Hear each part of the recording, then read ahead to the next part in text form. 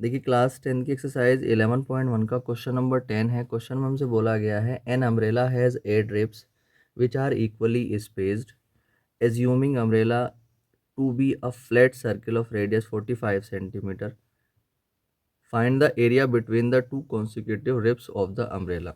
तो देखिए क्वेश्चन में हमसे यहाँ पर बोला गया है कि एक अम्ब्रेला है, जैसे मैं यहाँ पे फिगर में दिखा दूँ आपको। तो यहाँ पर ये जो है ये अम्ब्रेला है, ये छाता बना हुआ है। अब जो इसका ये ऊपर वाला पोर्शन होता है, अगर हम इसको जो है इसमें से निकाल देते हैं तो ये एक सर्किल बन जाता है। तो इसको जो है जब ऊपर से निकाल दिया गया है तो यहाँ पर इसको जो है फ्लैट करके यहाँ पर रख दिया गया है। अब रिब्स क्या होते हैं? रिब्स जो ये आयरन की जो पत्तियाँ इसमें लगी हुई होती हैं ये, ठीक है? ये क्या कहलाते हैं? रिब्स कहलाते हैं। तो यहाँ पर ये 8 रिब्स लगे हुए हैं। 1, 2, 3, 4, 5, 6, 7, 8, ठीक है? तो 8 रिब्स लगे हुए हैं। तो हमें ये बताया गया है कि अगर ये जो छाता है, अगर हम इसको फ्लैट करके रख देते हैं, तो ये जो सर्किल बन रहा है, ये एक 45 सेंटीमीटर रेडियस का सर्किल बन रहा है। तो तब हमें इनके जो 2 रिब्स हैं, उनके बीच का एरिया हमें यहाँ पर फाइंड करना है, ठीक है? तो अगर हम यहाँ पर देखते हैं तो जो रिब्स है, जो रिब्स की लेंथ है, वो रेडियस का काम करेगी, ठीक है? तो ये जो रिब्स की लेंथ हो जाएगी वो 45 सेंटीमीटर हो जाएगी, क्योंकि क्वेश्चन में बोला गया है कि जो ये सर्किल बन रहा है, ये 45 सेंटीमीटर की रेडियस का सर्किल है, ठीक है? तो यहाँ पर जो रेडियस काम करेगी वो क्या काम करेगी? 45 सेंटीमीटर।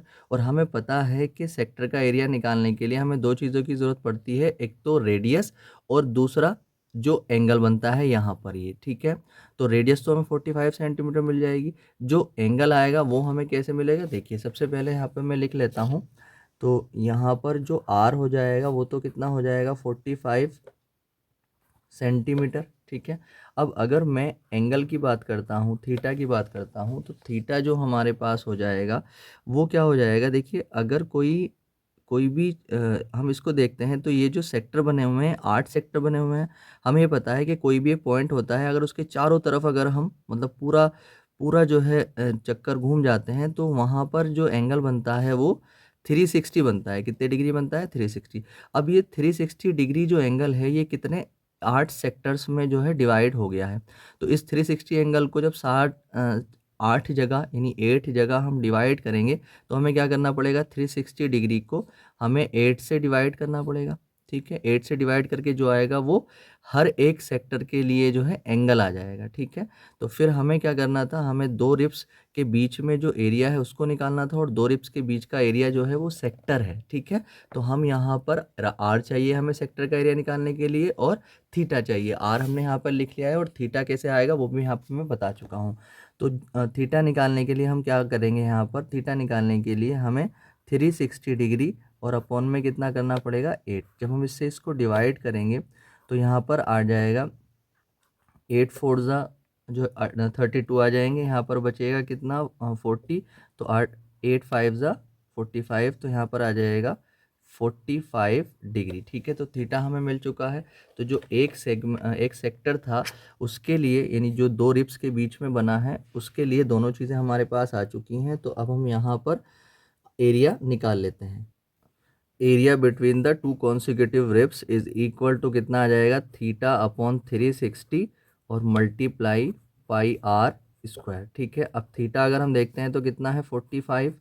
45 अपॉन में कितना? 360, और मल्टीप्लाई जो पाई है, पाई की वैल्यू हमें यहाँ पर रखनी है 22/7, और मल्टीप्लाई जो आर था हमारे पास वो कितना था? 45, ठीक है? तो इसके ऊपर पावर 2 आ जाएगी। अब हम अगर देखते हैं यहाँ से, तो 45 से ये 8 टाइम कट जाएगा, और ये 4 टाइम कट जाएगा 2 से, और ये 11 टाइम। तो हम यहाँ पर जब नीचे देखेंगे इसको, तो ये हमारे पास ऊपर यहाँ पे कुछ नहीं बचा, यहाँ पर बचा 11। तो 11 और मल्टीप्लाई ऊपर यहाँ पर 45 के ऊपर पावर 2 है, तो ये 45 इंटू 45 कर सकता हूँ मैं इसको, और अपॉन में यहाँ पर देखेंगे तो 4 और मल्टीप्लाई 7 आ जाएगा, ठीक है? तो अब हम इन सब की मल्टीप्लाई कर लेंगे। जब इन सब की मल्टीप्लाई हम करेंगे तो हमें मिलेगा, जब इन सब की हम मल्टीप्लाई कर लेंगे तो हमारे पास आंसर आ जाएगा 22275। इन सब की मल्टीप्लाई करने पर, और अपॉन में आ जाएगा 28, 4 सत्ते 28 सेंटीमीटर स्क्वायर, ठीक है? तो 2 रिब्स के बीच का जो एरिया आ जाएगा वो इतना आ जाएगा। ये इसका आंसर हो जाएगा।